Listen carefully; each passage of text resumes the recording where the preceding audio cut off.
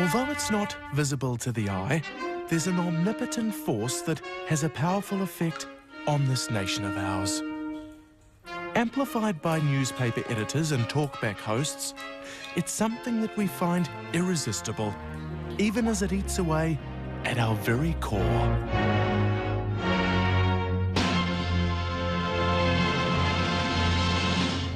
It has many names, but it's most commonly known as fear. The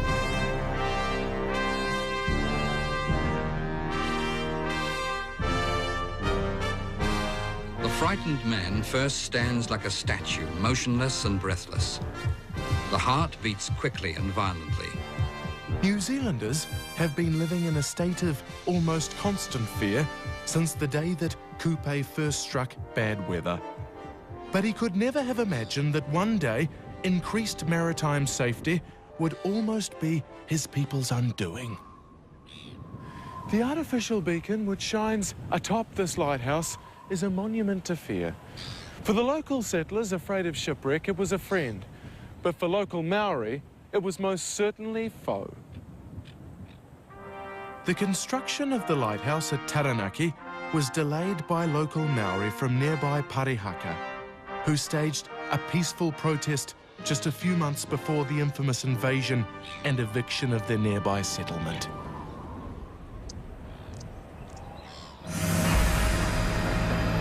Little wonder then that 100 years later, many believed that the white man was finally going to get what was coming to him, as fear of an armed Maori uprising spread through the country. Our story really begins at Red Beach, a little north of Auckland, on a Sunday in mid-1987. We are closer to a bloody revolution in this country than anyone ever thought could ever happen in New Zealand. The visiting speaker at the local Methodist church is Mrs. Sharon Fawcett, a fiery preacher, and the subject of her sermon, Armed Maori Radicals. They're all trained to kill man, woman and child. First came the anonymous informants. Their intention is to stop the 1990 celebrations from even occurring, and also stop the Commonwealth Games from occurring. How? Explosives, guns. It's not by peaceful means. The message of fear was further spread via fanciful faxes. It alleges between 3,000 and 5,000 predominantly Maoris have been trained recently in revolutionary activity in Moscow, Libya and Cuba. It goes on, photographs have been taken of a fortress in North Auckland known to be holding arms. And there's the claim that photographs have been taken of a submarine delivering arms offshore. It was clear that revolution was just around the corner, or at the very least, just up the creek. Well, I was standing here looking out over here, and I'm coming up just up the creek there, just slightly above the waterline. They're big, look, big amphibious crafts, probably Russian. It seemed that our fears were confirmed when activist Sid Jackson took a package tour to Libya, hoping to get some tent time with Muammar Gaddafi. Sadly, the nomadic dictator had moved campsites, and Sid returned without garnering any revolutionary recipes.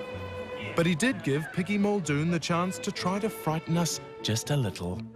There is no doubt that there is a radical element in Maoridom today, very small, who say the Maoris have got to take back New Zealand, and if it comes to doing it by the gun, we'll do it. Now, that sounds crazy, but there are some people in Maoridom who are saying that. A combination of those people and Gaddafi will be dangerous. It won't finally amount to anything, but it's dangerous. Our fear of foreigners wasn't helped by this odd American animation which screened in Christchurch in the 1960s.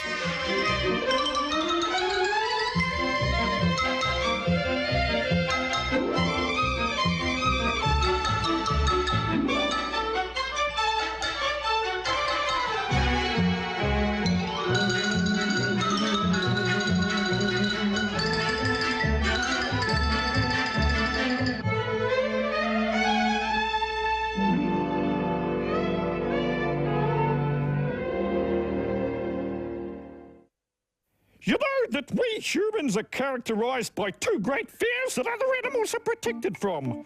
The fear of life and the fear of death. And that fear of death can make us do strange things. The Greeks stuff vine leaves, the Italians stuff capsicums, and the English stuff potatoes. But here in New Zealand, we stuff cats and dogs, and not always for the reasons that you might think. This is the story of a woman who went to extreme measures to save her beloved pet from an untimely demise. I'm glad in a way that I've done it. I know a lot of people think I'm mad, and a lot of them are not very happy about it, but I am. I really am. What makes you happy about it? To know that I've got her. Dolly loved her Sash so much that she had the bitch killed and stuffed, even though she was perfectly healthy. Sash was and still is Dolly's best friend. She'd had the healthy dog for more than 4 years, but when her son bought a Rottweiler, Dolly, having lost a few dogs in the past, couldn't face the possibility the Rottie would end up killing her little dog. I loved her so much and I didn't want her to go on the road, you know, she could have got bowled over, squashed. And then when my son came in with his Rottweiler, him and Kushler, and Bim was teasing me, he said to me, Mum, when my dog grows up, he's gonna eat your dog. And I thought, well, Bim, you're not gonna eat my dog, mate, I'm gonna get her put down, and I'd made my mind up since then. So little Sash was taken to the vet. Pretty sad. When I got up there, the only time I shed the tear was when I knew she was going across. But the lady at the vet did say that you can still change your mind if you want. You know? And I said, no, I've made up my mind to put her down because I'll have her for keeps anyway when I get her back. Her son, with the Rottie pup, was less than impressed. I told her she was a murderer and that she's crazy, man. I mean, somebody said today to you, have you got a husband? That's right, yes. And what did you say to that? I said, he died. He's dead. And he said to me, did you stuff him too? And I said, no, I only stuff things I love.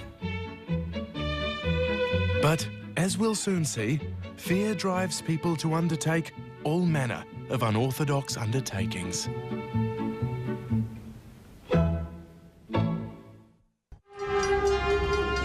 Some people have a fear of locomotives, or a fear of peak oil. Some people have a fear of orange, or even giant loaves of bread. Everywhere in New Zealand, fear is in the air.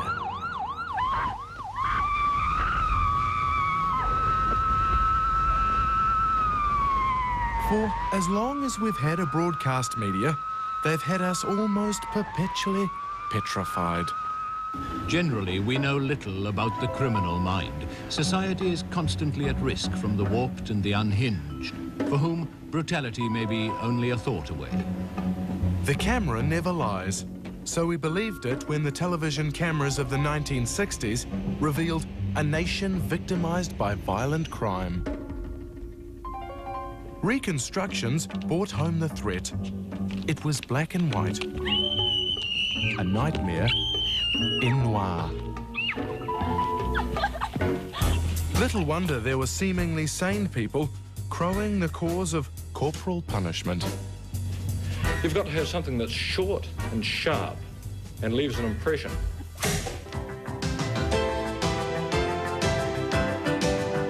But we've never mungered scares quite like the ones we mungered during the 1980s.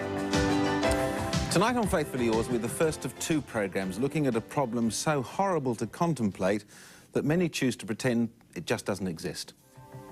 An insidious paranoia took hold in Canterbury and had parents terrified, from a fearful Fairley to a frightened Fendleton.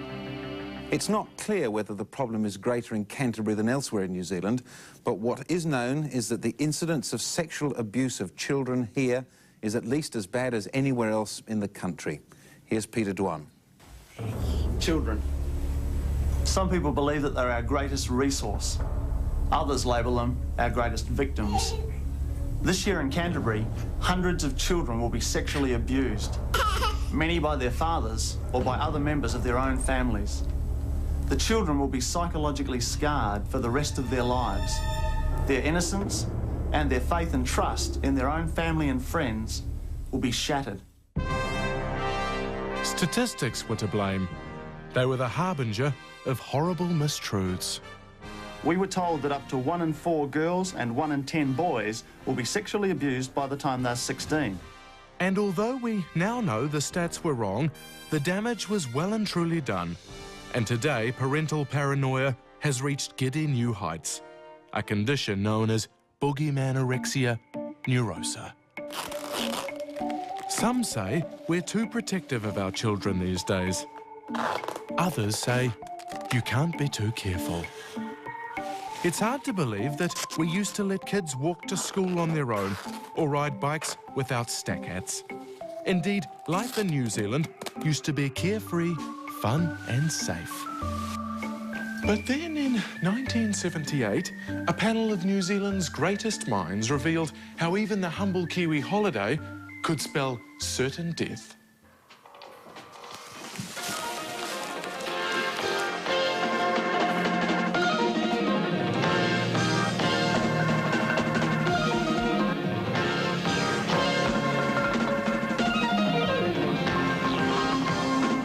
Good evening, and welcome to the Holiday Survival Test. For the next hour and a half, we're going to subject you to a grueling quiz. But by the end of it all, you should be able to assess your chances of surviving the holiday season. It was fear-inducing television that would have scared the bejesus out of the Son of God himself. At this range, even a shotgun can blast a hole right through a human body. Several terrible ways to die.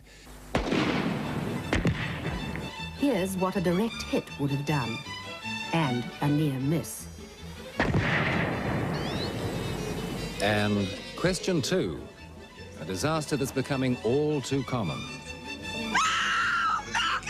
These were holidays from hell, with barbecue burnings, tragic toddler scolding, and death by Austin, Cambridge.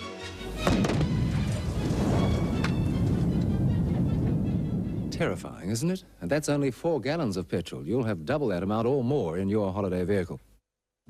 But it was the fear of too little petrol that gripped us the following holiday season, when the government's reaction to the oil shock was the introduction of carless days. The rationing rationale was to keep each car off the road for 1 day a week. But it failed, because Kiwis tend to be careless rather than carless. Do you know that you're not entitled to drive on an exemption stick? Yeah. Actually, I'm up on holiday from Wellington. You've heard all about it, actually. Do you know what day it is today?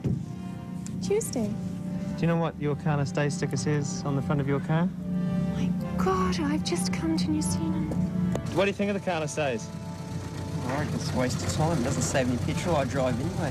Hasn't been a carless day yet that I haven't driven. Don't you feel a bit guilty about that when the country's trying to save petrol? Oh, yeah. I suppose so. They had a system where carless days, if you felt that you would qualify for an exemption, which would mean you have the X, that if you could supply a good reason, tick the appropriate box, like, you know, working unusual hours, no public transport, those different things. Or at the bottom it used to say, it said on the form, please specify further reasons for exemption, please specify.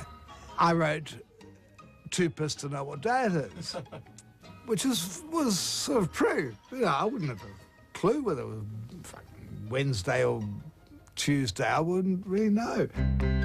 Luckily, there were no carless days when Dr. Rangi patrolled his practice in 1972.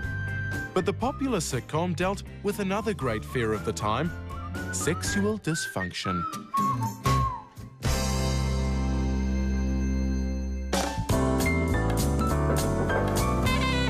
Come. Dr. Rangi, the Clydesdales are here to see you. Ah, good. Send them in. Mr. Clydesdale, I'm Dr. Rangi. Dr. Rangi, my wife is frigid. Frigid? I'm Dr. Rangi. No, I mean she won't have sex with me. Well, this is very common. Really? Yes. I don't want to have sex with you, and neither do most people, I'm sure. The problem, Doctor, is he can't hoist his mainsail. Well, there's no point hoisting the mainsail if the port's not open for docking. I can think of one port I'd like to dock at. Ba, ba. Oh, Dr. Rangi.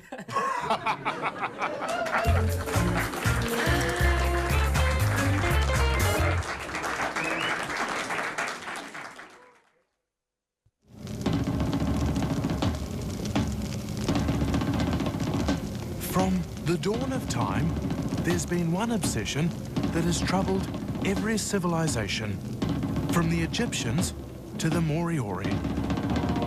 We've long predicted it, and we've certainly always feared it.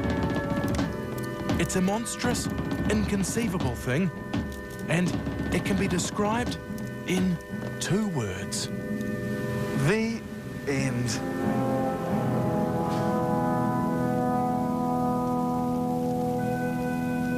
What are you all going on for? You're all mad! We're all gonna die! The end of the world, even as a concept, is something far beyond the normal range of human understanding. Remarkably, in 1977, the government commissioned this film to help us prepare for the upcoming Armageddon, which would surely arrive well before the year 2000. It was believed that as news of the end of the world spread, law and order would quickly break down. The first victims would naturally be the traffic cops.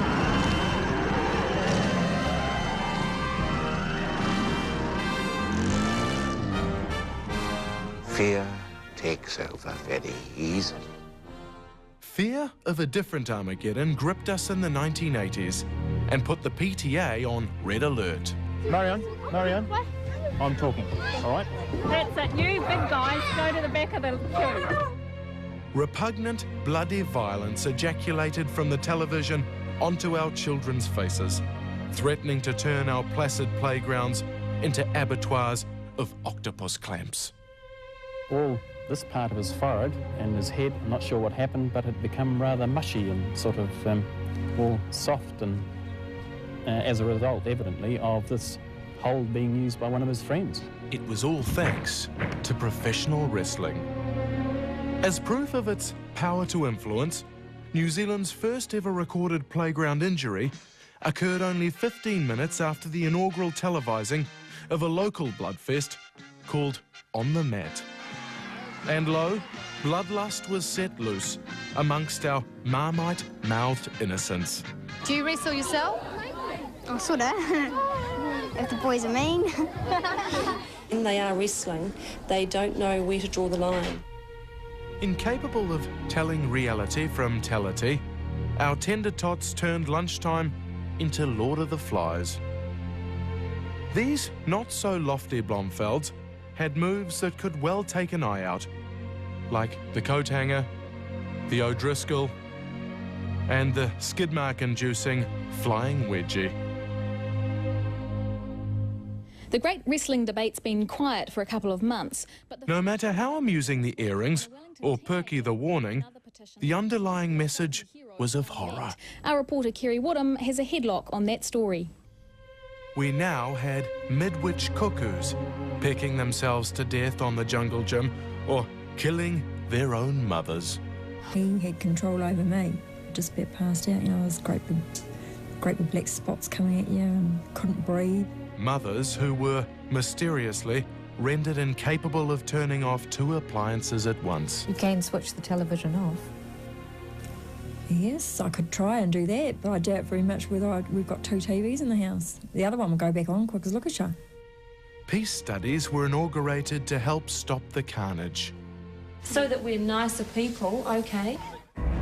And then there was the principal's favourite, the overly ominous Assembly spook talk by somebody who knew the horrors, with after-speech playground mingling that would now surely be banned for other reasons. WrestleMania can safely be convicted of scaremongery from almost any angle. The theme of good, represented here by Mark Lewin, versus the evils of African animists. Muslims, the sheik entering and throwing one giant ball of fire. This, I promise you, will not go unanswered. And homosexuality, which was ring rife at the time. There was fear of these testosterone ravishing our women with abandon, and the subsequent fear of our women going all lula over other hairier men. Traditionally, women were not supposed to be interested in this type of thing. I love it. What do you like about it? I just love watching it. I'm a good sports girl. The endeavour to get one's opponent prone on the floor has very much in common with inducing a reluctant sexual partner. I think if the wrestlers were women, possibly I would enjoy the wrestling very much more. Round the throat is driving the voodoo doll into the neck of Mark Lewin. Mark Lewin tied on the ropes. Tied on the ropes and as Lewin tied on the ropes. Samoa Joe, Liliana. The thing I really loved about on the mat was Samoa Joe. When he said, yeah, thank you, Ernie. I'd like to say a few words in my own language. Yeah, everybody, I'm really thankful for supporting me. I'm really... we used to laugh. I thought he was going to speak in Samoan. That body slam on the asphalt on Samoa Joe, particularly hard. Yes, it was a particularly hard slam, Barry. But I think the closing comments, what a match, what action. As they slam Samoa Joe on the concrete floor outside the ring. Whether it be a fear of fags, a fear of fat, or a fear of foreigners, this cemetery is a reminder of the one fear which unites us all in this, our Aotearoa, land of fear.